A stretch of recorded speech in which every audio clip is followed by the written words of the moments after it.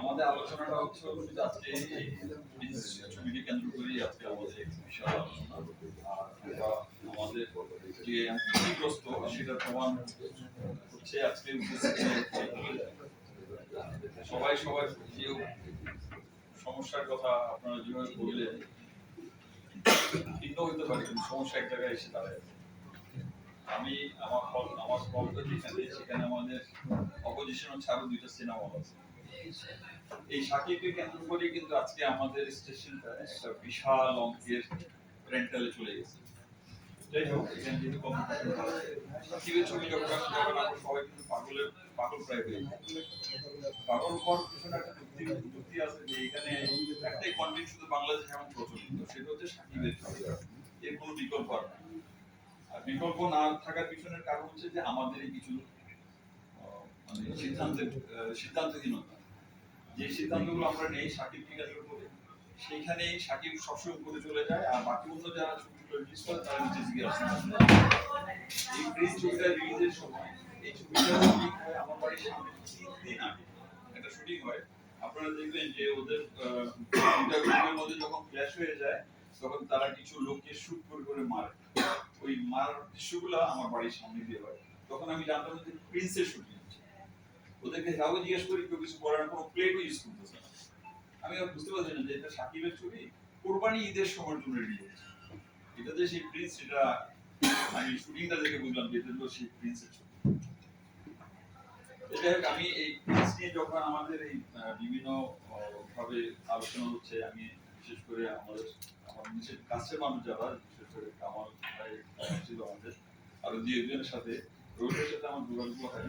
আমি একটা প্রস্তাব রাখছিলাম যে দেখেন, ঈদের সময় প্রিন্স নিয়ে যদি একটা বড় ঢাকা হচ্ছে, আমরা প্রিন্স ছবিটাকে ঈদ কন্ডিশন চালাতে পারি কিনা, এটা সম্ভব হবে। যদি ঈদ কন্ডিশন চালাতে পারি তাহলে প্রিন্সের এই ইয়ে থেকে আমরা প্রেশার থেকে বেঁচে যাবো, আমরা সব ফলগুলো হয়তো বাঁচতে পারবে। কারণ প্রিন্সের রেজাল্ট নিয়ে আমরা অনেকেই সন্দেহান ছিলাম। এর পরপরই দেখলাম যে কেউ এই বিষয়টা নিয়ে খুব একটা মাথার মধ্যে ঘুরছে না। এর মধ্যে আমাদের একটা হলো রাক্ষস, আর হচ্ছে দম। দুইটা ছবির কথা শুনতেছিলাম যে ভালো হবে, ভালো হচ্ছে।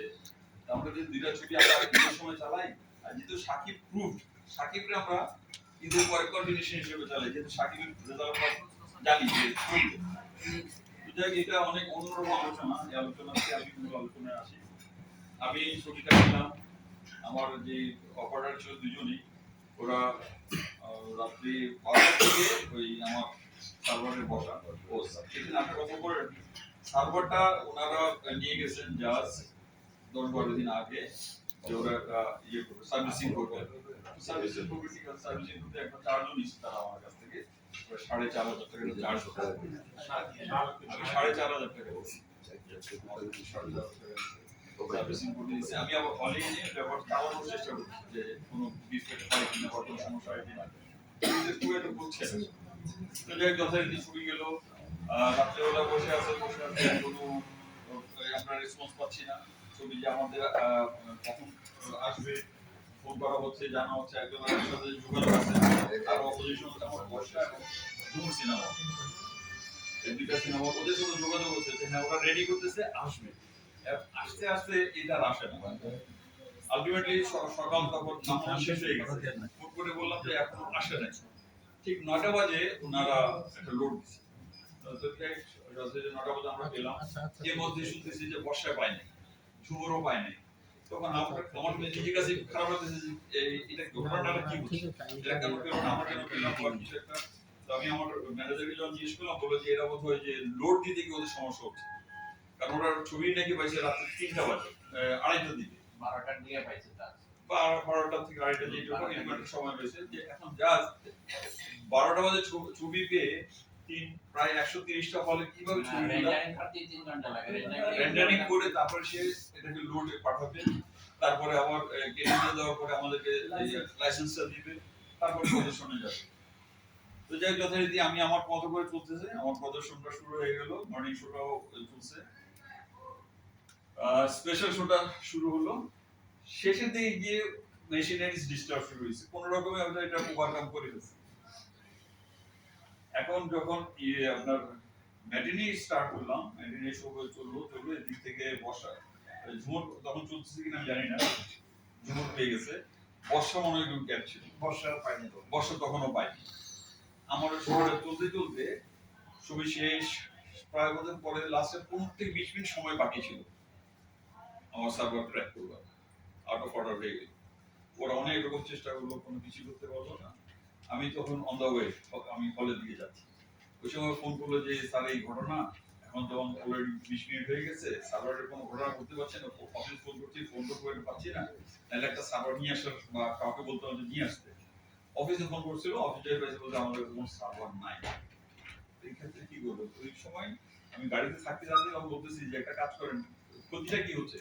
এখন ক্ষতি হয়নি, কিন্তু কিছু চেয়ার ছিল, ওই ইসির চেয়ারগুলো খুলে তারা নিচে ফেলাই দিচ্ছে, মানে আমাদের ওই সামনের ওই ইয়েতে, হ্যাঁ ওই স্ক্রিনের সামনে। স্ক্রিনের সামনে হলে তুমি ওইটা দাঁড়াও যে যদি স্ক্রিনে না পড়ে। তো যাদের দিয়ে যারা যতটুকু খাওয়ার জন্য কিছু প্রায় 25-26টা চেয়ার নষ্ট করে ফেলছে।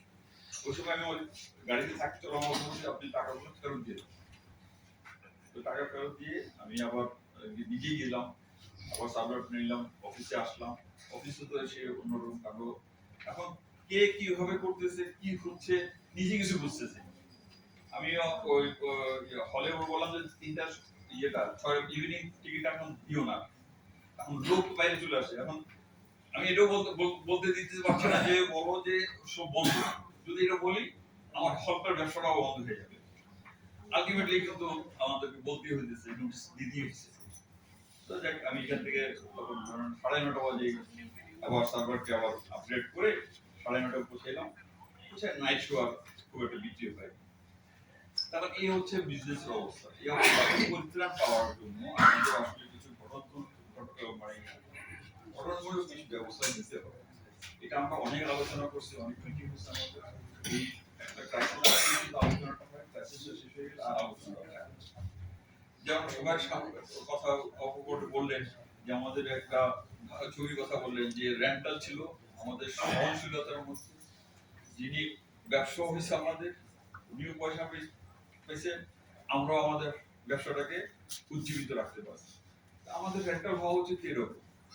এখন আমার এই আলোচনার মধ্যে আমরা একটা প্রস্তাব রাখতে চাই যে সাকিবের ছবি মানে আমাদের একটা বিশাল একটা ব্যাপার হয়ে যায়। সাকিবের ছবি আমাদের চালাইতেই হবে, চালাবো না, অসুবিধা নেই।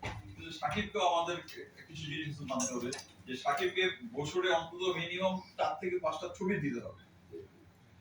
সে যদি এই 4 থেকে 5টা ছবি দেয়, তাহলে আমরা কিন্তু একটা জিনিস পাই যে আমাদের একটা কি হবে, লাইক একটা ধারাবাহিকতা থাকবে, আমাদের কন্টেন্ট আমরা পেতে থাকবো। কারণ আমাদের কন্টিনিউও নাই, যে ছবিগুলো আসে ওই ছবিগুলো 100, 200, 300 বা একদিন বা 2 দিন পরে ওই ছবিগুলো চলে না। এখন যে ছবিগুলো আসতেছে বা যে ছবিগুলো আছে, এবার ঈদে যেগুলো রিলিজ হলো, রিপোর্টে শুনলাম যে খুব ভালো রিপোর্ট আছে। আমরা কেননা আগামী ঈদ থেকে সাকিবের ছবিকে কম্পিটিশন করি এবং অন্যদেরকে ওই ছবি, অন্যদের যে ছবি আছে ওই ছবিগুলো আমরা ঈদে চালানোর চেষ্টা করি।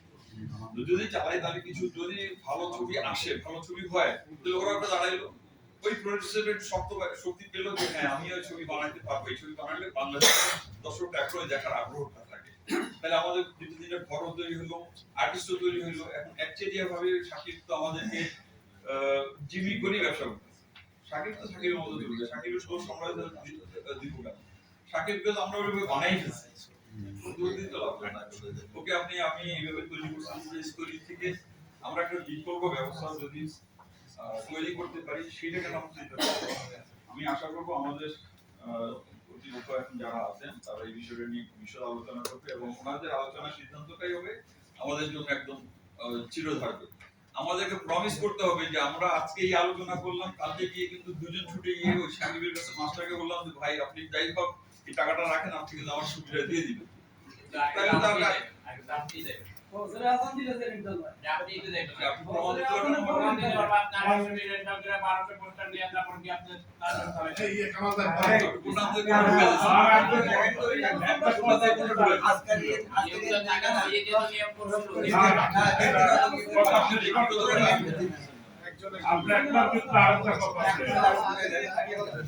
এটা শেষ করেন না। ওই দিকে না এটা হচ্ছে আমাদের সমস্যা এক্ষেত্রে। যাই হোক, ওটা কি বলছে সেটা আমার জানার বিষয় না। তো আমরা আগামী যে সময়টা আমাদের আসবে আমরা চাই, এটা আমার প্রস্তাবনা।